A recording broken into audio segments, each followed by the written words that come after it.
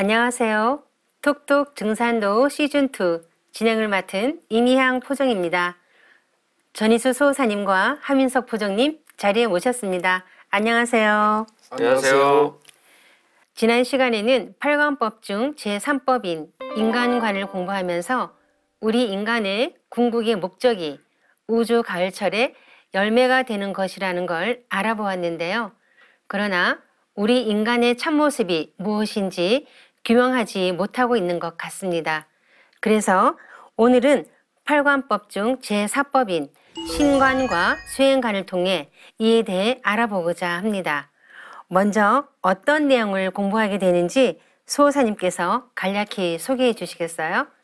네, 이번 시간에 저희들이 함께 살펴볼 내용은 신관과 수행관인데, 인간이면 누구나 이제 기쁨과 보람을 느끼면서 인생을 행복하게 살기를 원하지 않습니까?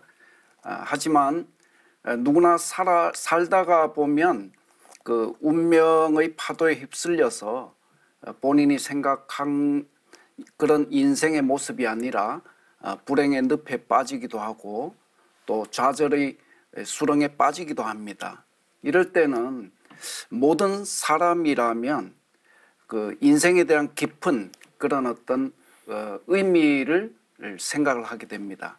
즉 다른 말로 하면 인간은 왜 살아가는 것인가, 그리고 인생은 결국은 이제 죽음으로 가게 되는데 죽음 이후에 그런 세계는 있느냐, 그리고 만약에 있다면 그런 사후의 세계와 우리 인간의 어떤 삶과는 어떤 관계가 있느냐, 이런 의문을 가지게 되는데요.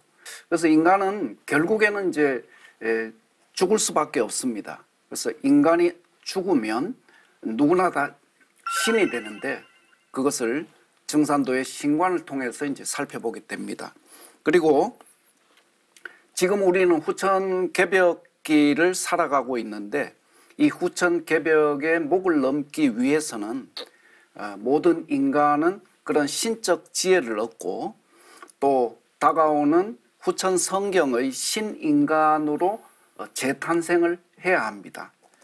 그러려고 하면 그런 이 천지 부모의 밝은 이 영적 권능을 우리가 몸소 체험하고 천지의 그런 신성과 하나 되는 길을 가야 되는데 그 길을 가는 것이 곧 수행입니다.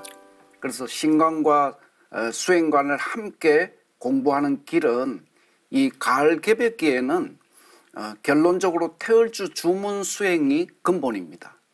왜냐하면 이 태을주는 만물 속에 깃들어 있는 이 본래의 신성을 일깨워주는 그러한 주문입니다.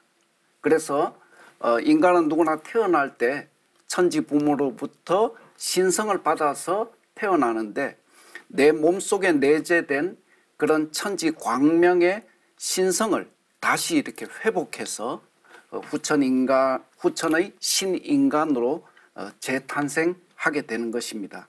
그래서 이러한 주문 수행, 태을주를 근본으로 한 주문 수행과 기타 여타의 주문 수행법에 대한 그러한 내용을 이번 시간에 정리하게 됩니다. 네, 지금까지 수많은 신화와 종교 그리고 전설 속에서 죽음의 세계를 얘기해 왔지만 아직까지 그렇게 명확한 해답을 이렇게 전해주지는 못했는데요. 사람에게 영혼이 있는가 하는 문제는 지금까지도 많은 논쟁이 되고 있지 않습니까? 그 죽음의 현상을 이제 연구하는 학자들이 인간이 죽을 때 이제 영적 유동체가 안개가 피어오르듯이 이제 육체의 전표면에서 빠져나가는 것을 이제 발견을 합니다. 그래서 그때 육신의 체중과 혈액도 이제 감소한다는 걸 이제 확인을 했는데 왜 그러냐면은 육신의 기혈작용에 따라 만들어졌던 순수 전기가 이때 이제 이탈하기 때문인데요. 그래서 미국 매사추세츠주에 있었던 의학 박사 던컨 맥도걸이라는 사람은 실제로 혼줄이 끊어지는 사망 시점을 기준으로 해가지고 그 임종 전후의 환자의 몸무게를 쟀더니 그 21g 차이가 나더라는 거죠. 그래서 그분이 어메리칸 메디신 지에 그게 1907년도에 이미 발표했는데 혼의 무게는 21g이라고 이렇게 논문 발표가 돼 있어요. 그래서 그런 연구 결과가 또 인정이 돼가지고 2003년도에 그 쇼펜 주연의 영화 21g이 또 나오거든요. 그래서 그 21g의 무게 감이 안 오실 텐데 그게 5센트짜리 5개의 무게고요. 막 벌새 한 마리의 무게가 그 21g이고 이렇게 뭐 우리 피곤할 때 먹는 그 초코바 같은 거 그거 하나의 무게가 21g이니까 물질적으로만 따져보면 영혼은 참 가볍지만 어쨌든 과학에서 분명히 육체 안에 깃들어 있는 어떤 영적인 존재가 있다는 거를 이렇게 입증을 했던 노력은 굉장히 가상하다는 생각이 드네요. 네, 현대 과학에서 조금 전에 이제 이런 이 영혼의 세계에 대한 무게를 측정하는 이런 말씀을 하셨는데 인간의 몸 속에는 영체라고 하는 보이지 않는 또 하나의 몸이 있습니다. 그래서 이 영체는 하늘 생명에 의해서 화생된 속사람이다. 이렇게 이제 정의를 하는 거죠. 하지만은 이 영체는 우리 눈으로 목격할 수가 없습니다. 초물질로 이루어져 있기 때문에 그렇지만 이 영체는 인간의 마음과 혼을 담고 있는 그릇의 역할을 하고 있습니다. 그래서 이 생김새는 우리 사람의 모습과 똑같고 평소 생활할 때 일체가 되어서 겉사람인 우리 몸과 일체가 되어서 함께 존재하는 거죠. 그리고 육체가 사람이 나이가 먹으면 성장을 하지 않습니까? 육체의 성장에 비례해서 영체도 똑같은 모습으로 성장한다. 이렇게 얘기를 하고 있습니다.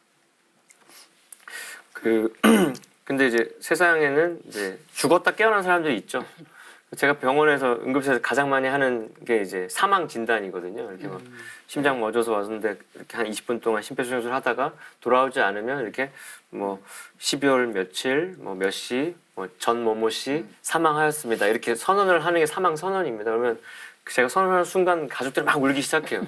그 전까지도 당신들은 아직 희망을 갖고 있다가 이제 망자가 됐다는 걸 깨닫게 되는데 근데 그렇게 죽었다가 깨어난 사람들의 이야기가 담긴 이제 책들이 있습니다. 일본과 미국, 유럽 등지에서 그런 사례들 모아가지고 그게 이제 철학 박사이자 의학 박사였던 레이먼드 무디라는 분이 사후의 세계라는 타이틀로 이제 75년도에 냈는데 거기에 보면은 이제 모든 사람들이 죽음의 순간에 겪게 되는 것들이 공통 분모가 있는데 이를테면 이렇게 묘사가 되고 있습니다. 일단 숨결이 멎는 답답한 어떤 순간에 갑자기 요란 소리가 들리고요.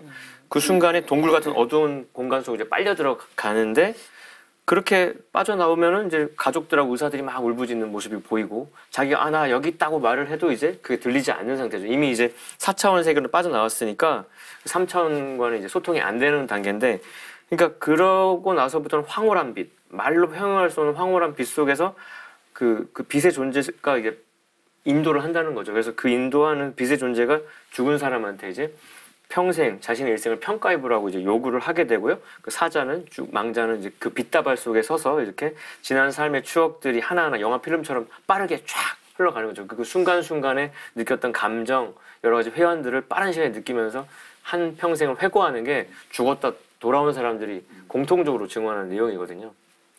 푸드님이 말씀을 드리면 이렇게 죽음의 문턱에 딱 들어섰을 때 굉장히 신비한 세상일 것 같은 그런 묘한 느낌도 드는데요.